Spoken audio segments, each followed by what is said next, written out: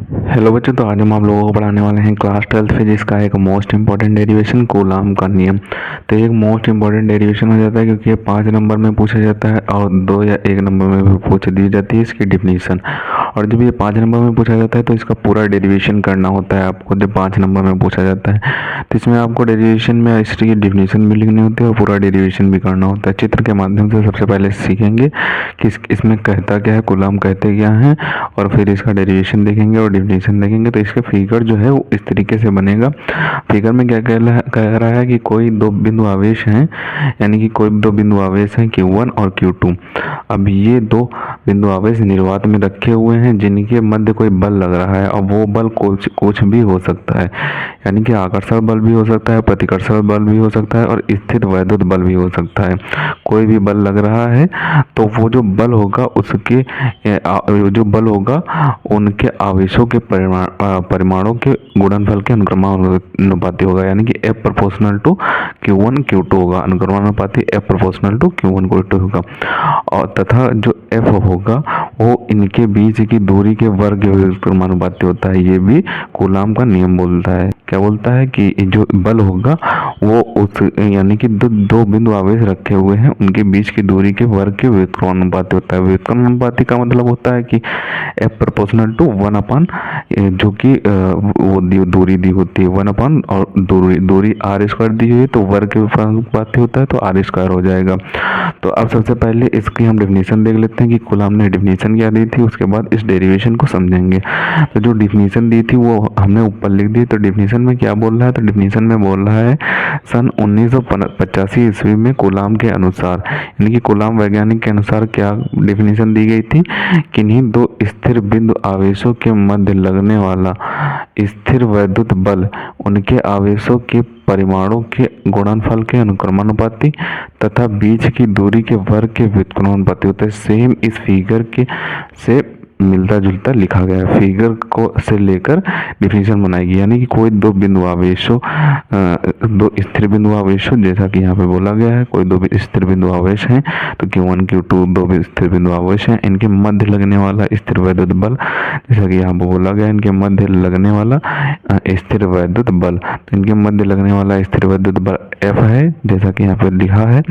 बल उनके आवेशों के परिमाणों, यानी कि आवेश के परिमाण यहाँ पे क्या है, Q1 और Q2 आवेश के परिमाण है, इनके गुणनफल यानी कि Q1 इंटू Q2 के अनुक्रमानुपाती यानी कि F proportional to Q1 Q2 होता है। और आगे बोल रहा है तथा बीच की दूरी के वर्ग के व्युत्क्रमानुपाती होता है, यानी कि जो बीच की दूरी दी हुई है R, इसके वर्ग के यानी कि R² के व्युत्क्रमानुपाती, यानी कि 1/, में लिखेंगे। व्युत्क्रमानुपाती का मतलब होता है 1/, में लिखना। F प्रोपोर्शनल टू 1/R² होता है। तो ये डिफिनीशन हो जाएगी ओम के कूलाम के नियम की, ये डिफिनीशन हो जाएगी। अब डेरिवेशन में क्या बोल रहा है उसे देख लेते हैं। तो डेरिवेशन में बोल रहा है माना कोई दो बिंदु आवेश Q1 तथा Q2 है। यहाँ पे कोई दो बिंदु आवेश हैं Q1 और Q2 जो कि y या फिर निर्वात में एक दूसरे से r दूरी पर रखे हैं। ये बिंदु आवेश y में रखे हुए हैं या फिर निर्वात में रखे हैं जो कि एक दूसरे से r डिस्टेंस पर स्थित है, यानी कि r दूरी पर स्थित है। तब कूलाम के नियम के अनुसार उनके मध्य लगने वाला वैद्युत बल, तो यहाँ पे जो कूलाम का नियम दिया था इसके अनुसार, यानी कि इसी को लेते हुए जो इन पर वैद्युत बल लग रहा है उसे कैसे लिखेंगे। तो जब कूलाम का नियम लेंगे तो कूलाम का नियम क्या बोल रहा था कि दो स्थिर बिंदु आवेशों के मध्य लगने वाला स्थिर वैद्युत बल उनके आवेशों के परिमाणों, यानी कि आवेश के परिमाण Q1 और Q2 थे, परिमाणों के गुणनफल के Q1 इंटू Q2 के अनुक्रमानुपाती होता है। अनुक्रमानुपाती का साइन ये होता है, यानी कि proportional to F proportional to Q1 Q2, ये पहली इक्वेशन हो जाएगी। और आगे बोल रही थी यही कूलाम का नियम बोला था तथा बीच की दूरी के वर्ग के व्युत्क्रमानुपाती होता है। तो यहाँ पे बीच की दूरी तो दी हुई है R² दी हुई है। तो यहाँ पे भी बोल रहा था कि एक दूसरे से r दूरी पर स्थित होते हैं तब कूलाम के नियम के अनुसार। कूलाम के नियम क्या बोल रहा था, बीच की दूरी के वर्ग के व्युत्क्रमानुपाती। तो बीच की दूरी R² दी हुई है तो R² F proportional to 1/R², ये दूसरी इक्वेशन हो जाएगी। अब जब समीकरण 1 और समीकरण 2 को मिलाएंगे तो हमें क्या प्राप्त होगा, तो समीकरण 1 और 2 को मिलाने पर हमें क्या प्राप्त होता है, F proportional to Q1 into Q2 भागित में आर स्क्वायर प्राप्त हो जाएगा। तो ये हमें प्राप्त हो जाएगा। अब जब ये प्रोपोर्शनल टू का साइन हटाते हैं, आपने कई सारे डेरिवेशन में देखा होगा, तो कोई एक नियतांक जोड़ देते हैं। तो यहाँ पे कूलाम नियतांक जो होता है वो होता है के जो होता है कूलाम नियतांक होता है। तो यहाँ पे जो के होता है वो कूलाम नियतांक होता है। इसे लिखा भी गया है, यहाँ पे हमने लिख भी दिया है। जो के यहाँ पे है वो कूलाम नियतांक हो। जब यहाँ पे बराबर का साइन लगेगा तो जब ये हट के बराबर का साइन लगेगा तो कोई नियतांक आ जाएगा। तो यहाँ पे के नियतांक आ गया है जो कि कूलाम नियतांक है। अब ये इस के की वैल्यू होती है 9 into 10⁹ newton metre square upon coulomb square. ये भी वैल्यू होती है और एक वैल्यू होती है 1/4πε0। तब जब यहाँ के की जगह पे 1/4πε0 रखेंगे पूरा मान, तो हमें क्या प्राप्त हो जाएगा, तो यहाँ पे हमें कूलाम का नियम प्राप्त हो जाएगा। तो जब हमने के की जगह पे 1/4πε0 रखा तो हमें क्या प्राप्त हो गया, F बराबर 1/4πε0 Q1 इंटू Q2 अपान भागित में आर स्क्वायर। तो हमें ये कूलाम का नियम प्राप्त हो जाएगा। यही आपका कूलाम का नियम कहा जाएगा। ये जो होता है F बराबर 1/4πε0 Q1 into Q2 upon R square. तो ये जो होता है कूलाम का नियम होता है। इसे आपको अगले पेज में करना होगा। हमें अगले पेज में जगह की कमी के कारण हमने यहाँ साइड में कर दिया, लेकिन आप अगले पेज में ही करेंगे इसे, ये नियम लिखेंगे। अगर आपका यहाँ पे छूटता है तो आप इधर साइड में लिख सकते हैं, वरना आप अगले पेज में, अगर ज़्यादा छूटता है तो अगले पेज में कर देंगे। तो ये यहाँ पे जो हो जाएगा ये आपका मेन कूलाम का नियम हो जाएगा। इससे कई सारे डेरिवेशन, कई सारे न्यूमेरिकल पूछ दिए जाते हैं, इनकी वैल्यू दी होती है और आपको न्यूमेरिकल लगाना होता है, तो आपको ये फॉर्मूला यूज में लिया जाता है। अब इसी से रिलेटेड एक और मोस्ट इम्पॉर्टेंट टॉपिक आपसे एग्जाम में पूछ दिया जाता है। कूलाम के नियम के की सहायता से एप्सिलॉन नॉट का विमीय सूत्र व मात्रक पूछ दिया जाता है, क्योंकि मोस्ट इम्पॉर्टेंट टॉपिक वो भी बन जाता है, कूलाम के नियम से ही पूछा जाता है। तो ये दोनों टॉपिक आपस में पूछ दिए जाते हैं, या फिर ये लिखना होता है या फिर अथवा करके वो पूछ देता है 5 नंबर में। तो हम वो भी टॉपिक आपको इसी वीडियो में कवर करा देते हैं, क्योंकि वो भी मोस्ट इम्पॉर्टेंट टॉपिक है। तो या फिर आपसे कूलाम का नियम पूछ देगा, या फिर पूछ देगा कि कूलाम के नियम की सहायता से एप्सिलॉन नॉट का विमीय सूत्र व मात्रक। जो एप्सिलॉन नॉट होता है इसे हिंदी में बोलते हैं निर्वात में विद्युतशीलता। निर्वात में विद्युतशीलता को एप्सिलॉन नॉट बोलते हैं। तो या फिर पूछ देगा कूलाम के नियम की सहायता से एप्सिलॉन नॉट का विमीय सूत्र या मात्रक, या फिर पूछ देगा कि कूलाम के नियम की सहायता से निर्वात में विद्युतशीलता का विमीय सूत्र लिखिए और मात्रक लिखिए। इस तरीके से भी कंफ्यूज कर सकता है। तो ये क्वेश्चन जो होता है कूलाम के नियम पूछा जाता है, या फिर ये क्वेश्चन पूछ दिया जाता है।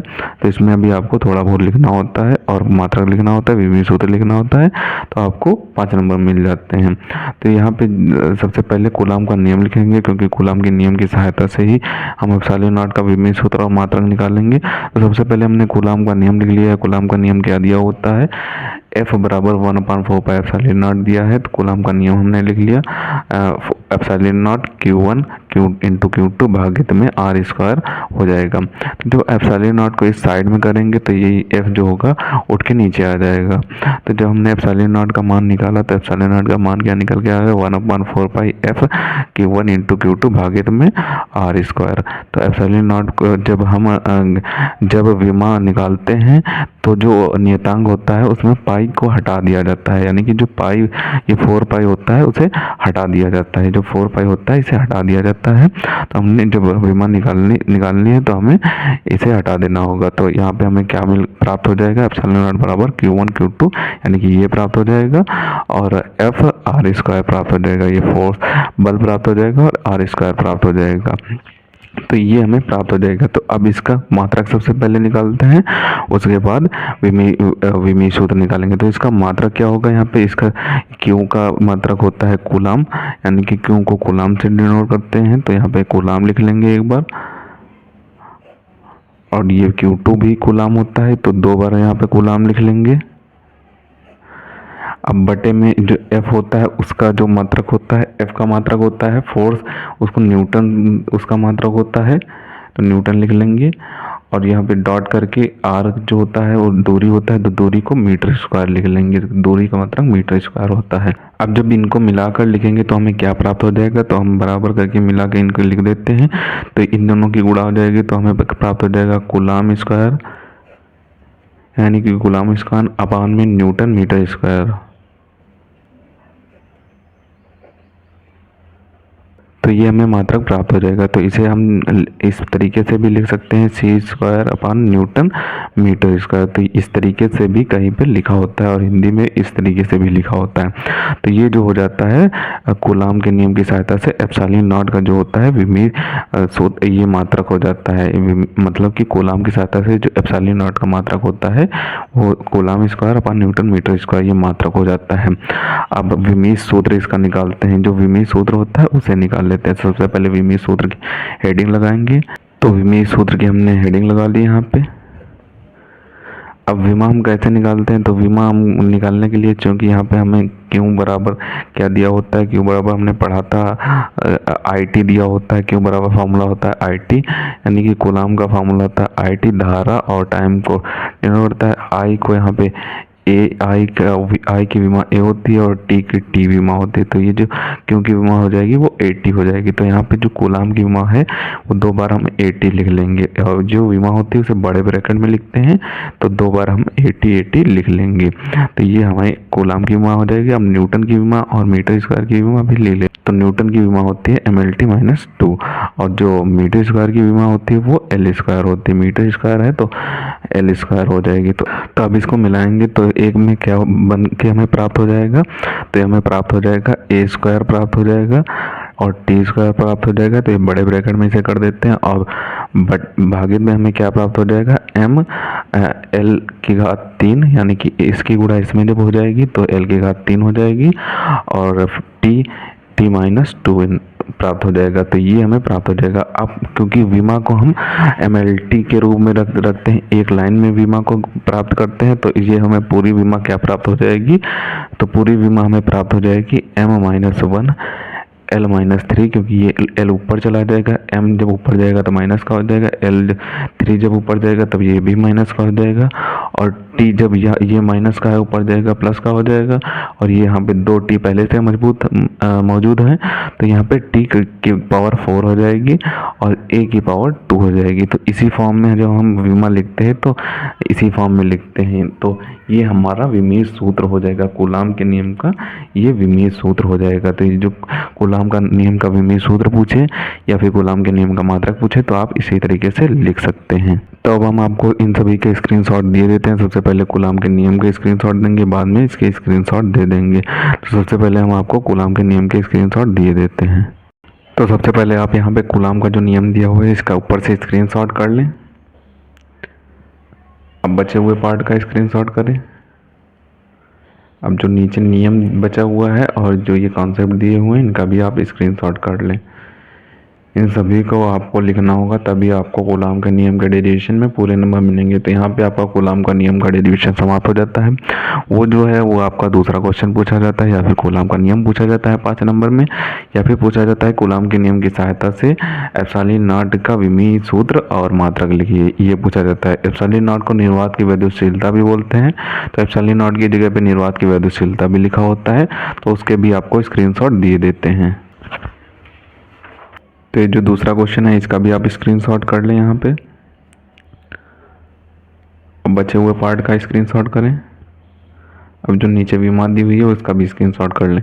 तो इसे भी आपको अच्छे तरीके से तैयार कर लेना है। ये भी 3 नंबर या 5 नंबर में पूछ दिया जाता है, तो इसे भी अच्छे तरीके से तैयार कर लें। अगर इसमें पूछा जाए कि अगर ये 5 नंबर में पूछा जाए तो इसमें आपको कूलाम का नियम भी लिख देना है। जो हिंदी में आपको थ्योरी लिखाई गई है वो भी आप लिख सकते हैं। तो आपको 5 नंबर मिलने में कोई हिचकिचाहट नहीं होगी। तो आपका पूरा 1.5 पेज का हो जाएगा। तो आपको 5 नंबर मिलने में कोई भी किसी भी प्रकार की हिचकिचाहट नहीं होगी। तो आप इसी तरीके से लिख देंगे तो आपको 5 नंबर मिल जाएंगे। तो इसे आप अच्छे तरीके से तैयार कर लें, क्योंकि 5 नंबर के लॉन्ग टॉपिक हैं ये। तो मिलते हैं किसी नए वीडियो में नए टॉपिक के साथ, तब तक के लिए धन्यवाद। और अगर अभी तक आपने हमारे चैनल को सब्सक्राइब नहीं किया है तो प्लीज़ सब्सक्राइब जरूर कर लें, क्योंकि हम इसी तरीके से क्लास 12 से रिलेटेड इंपॉर्टेंट टॉपिक पर वीडियो डालते रहते हैं।